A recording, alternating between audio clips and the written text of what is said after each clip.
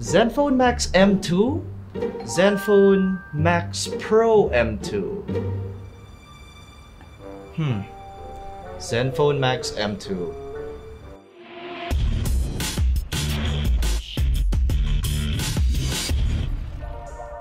Try not to mistake this phone for the ZenFone Max Pro M2. But I must say, they do kinda look similar. Hi, I'm Miguel T from YugaTech, and this is our review of the ZenFone Max M2.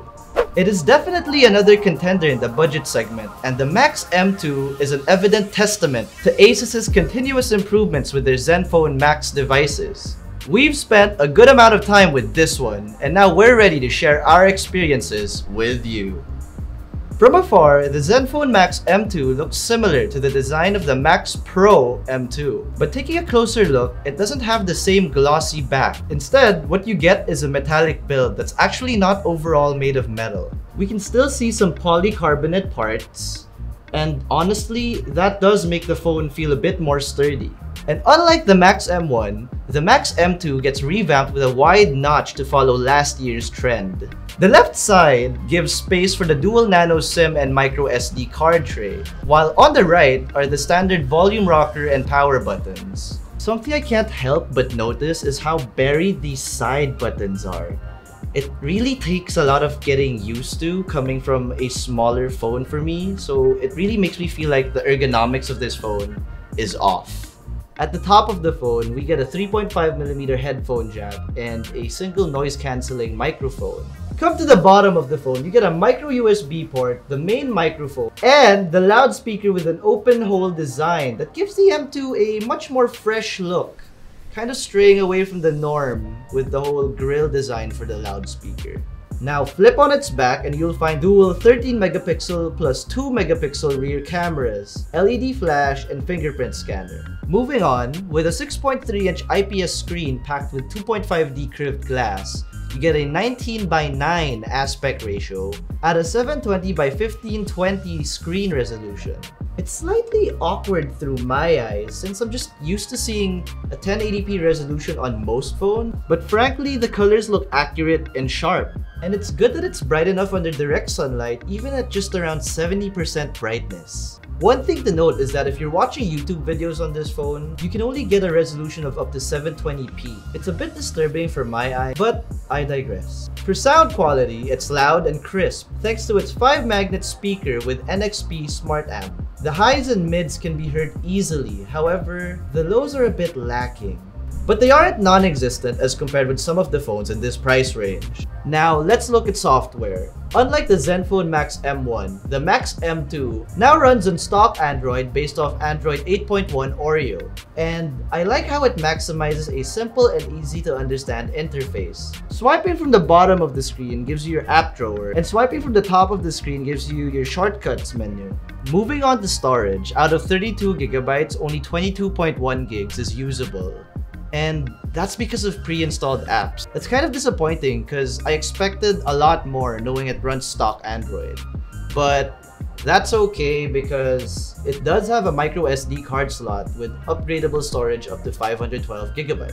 Okay, let's talk about cameras. The ZenFone Max M2's camera app itself is pretty straightforward. For the rear cameras, at the topmost row you will find the camera modes such as automatic, pro, HDR, sports, and night.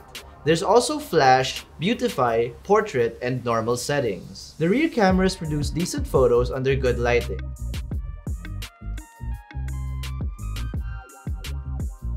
But for low light, it's basically a hit or miss since there are spots or angles where the shots are too muddy and very low quality, while there are also good ones with great color depth and detail. The same camera modes can be found in the front camera excluding the Pro and HDR modes. The quality from the selfie shooter is almost as good as the rear cameras, but the noise gets worse at low light conditions, so I wouldn't recommend using it as a selfie device if you don't have sufficient lighting. What's good about the ZenFone Max M2 is that you can shoot 4K at 30 frames per second, which is great if you love shooting video, especially on a budget. But the stabilization isn't that good. So, having this phone for a while now, I can see that the Max M2 totally got a significant upgrade from the Max M1. It's powered by a Snapdragon 632 processor and paired with 3GB of RAM, which is pretty decent for multitasking and is pretty okay with gaming. We've played quite a number of games such as PUBG Mobile, Asphalt 9, Brawl Stars, Mobile Legends, Free Fire, and Tekken. And so far, the only games struggling with maintaining the FPS counter is Asphalt 9 and Tekken, since they require more GPU power. As for the rest of the games, the ZenFone Max M2 handles them smoothly. We also noticed a lot of heating from the back of the phone, but it never reached the point where it was uncomfortable to hold. Take a look at the benchmark scores we got.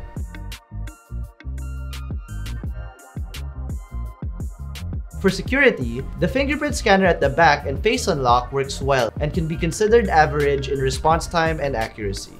Now let's talk about battery, which is something people are really excited for when it comes to this phone. The ZenFone Max M2 comes with a whopping 4,000 mAh battery, an above average capacity if you ask me. And in our PC Mark battery test, it lasted an impressive 17 hours and 10 minutes. However, in our standard video loop test, which is running a 1080p movie at 50% brightness, 50% sound with earphones on, and in airplane mode, the Max M2 lasted for 14 hours and 25 minutes, which is 3 hours more than when we tested the Max M1.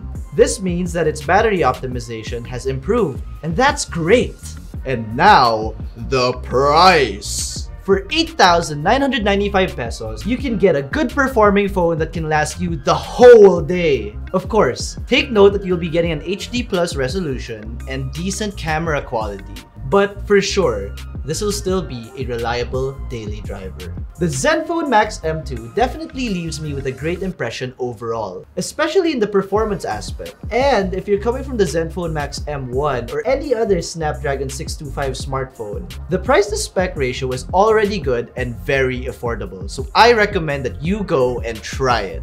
So what do you think? Are you interested in buying the ASUS ZenFone Max M2? Share your thoughts and comments down below. And if you enjoyed this video, go ahead and hit that thumbs up button, subscribe for more videos, and don't forget to smash that bell icon to be notified of our future uploads. Also visit YugaTech.com for the latest tech news and reviews. This is Miguel, and I'll see you on the next video. Bye!